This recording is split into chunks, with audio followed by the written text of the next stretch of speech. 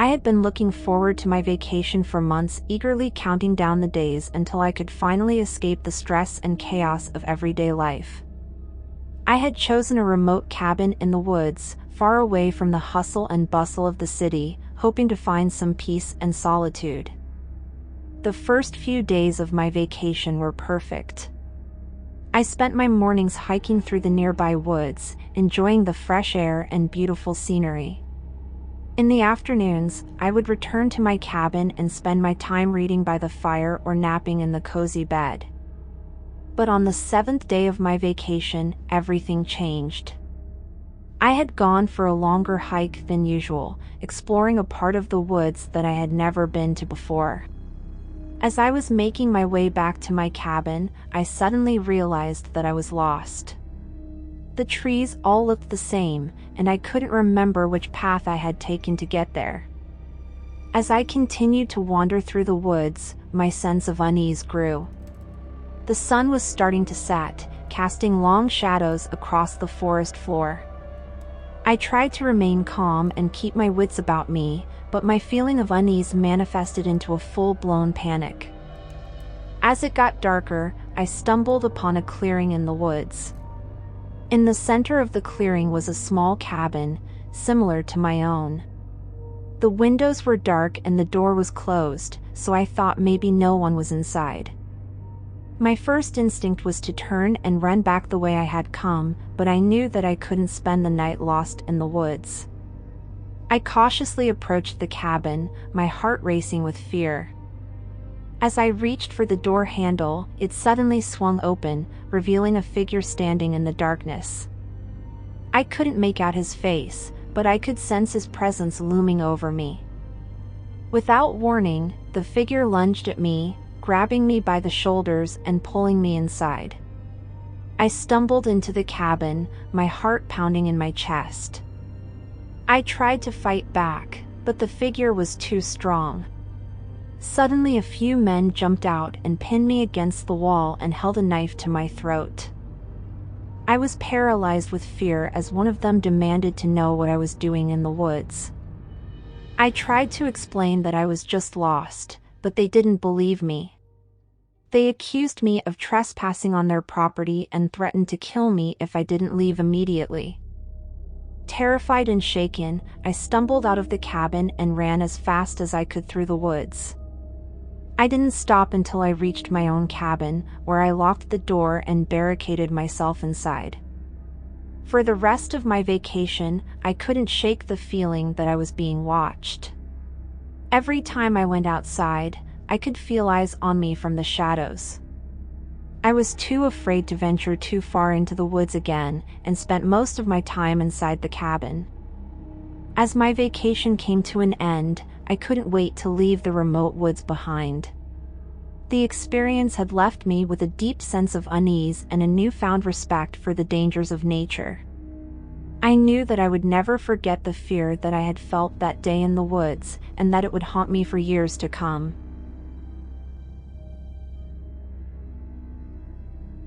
I had planned my beach vacation for months and been dreaming about it ever since my last vacation had ended.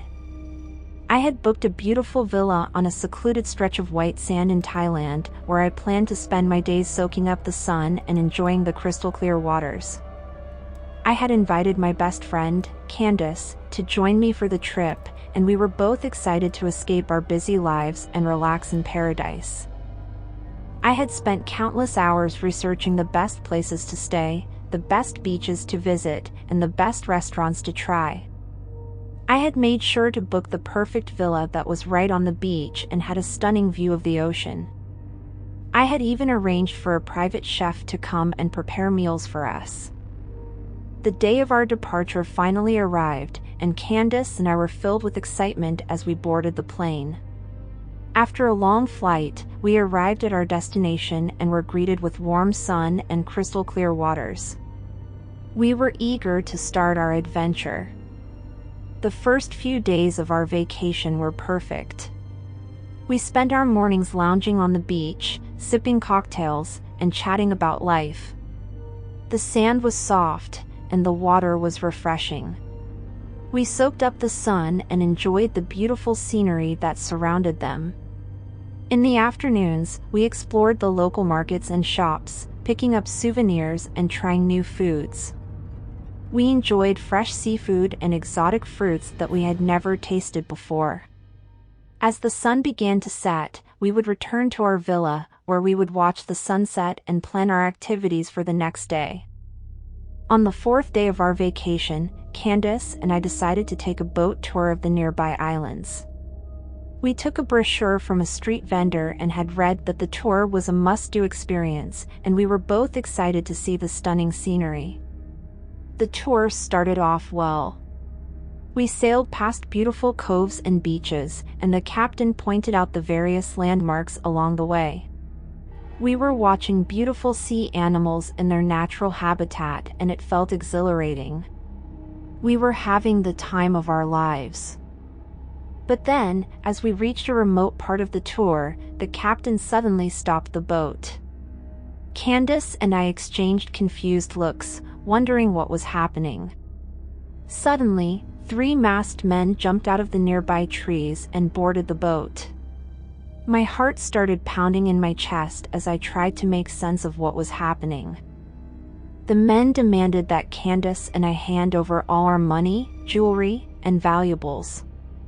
Initially we refused, and then the men became aggressive, holding us at knife point and threatening to kill us and leaving us in the wild.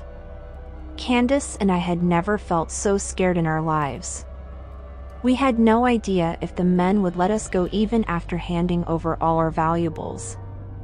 As the boat drifted farther out to sea, we feared that this would be the end of our vacation, and possibly our lives. I tried to keep calm, but I couldn't help but think about all the things that could go wrong. I was terrified, and I didn't know what to do. I prayed that we would make it out of this alive. Thankfully, the men eventually left the boat by a random shore, allowing Candace and I to call for help on our cell phone. We were rescued and taken back to the safety of our villa. The authorities said those were bandits who tend to prey on tourists, and we should always book tours with a reputable agency. The incident had left us shaken and traumatized. Our dream vacation had been shattered, and we couldn't wait to return home, safe and sound. The once beautiful scenery of the islands now held a dark memory that we would never forget. I realized that no matter how much you plan and prepare for a vacation, you never know what can happen.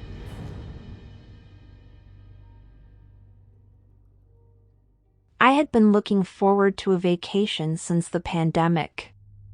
I had finally decided to book a cozy Airbnb in the mountains, hoping for a relaxing week of hiking and taking in the breathtaking views.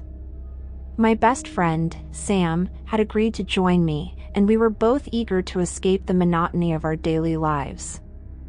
As we arrived at the cabin, I was immediately struck by its rustic charm. It was nestled in a secluded spot, surrounded by towering trees and with a small creek running nearby.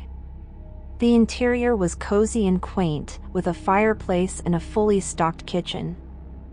The first few days of our vacation were perfect. We spent our days hiking the nearby trails and enjoying the stunning scenery. In the evenings, we would return to the cabin, cook dinner, and relax by the fire. But on the 5th night of our stay, things took a sinister turn. As we settled into bed, we heard a faint tapping sound. At first, we dismissed it as the wind, but as the tapping grew louder, we both sat up, alert and uneasy. Sam suggested we investigate, and we cautiously made our way to the front door.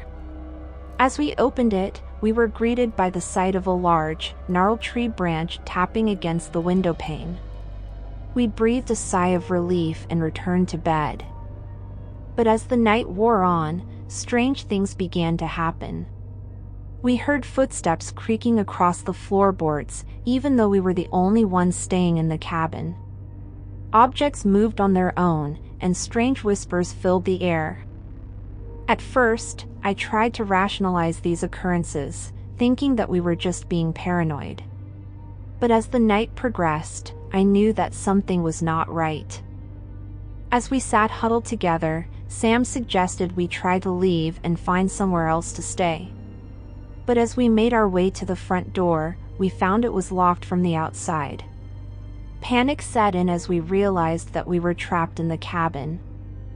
We frantically searched for a way out, but all the windows were locked and the phone had no signal. We were completely cut off from the outside world. The occurrences grew more intense. We heard ghostly moans and the sound of footsteps pacing outside.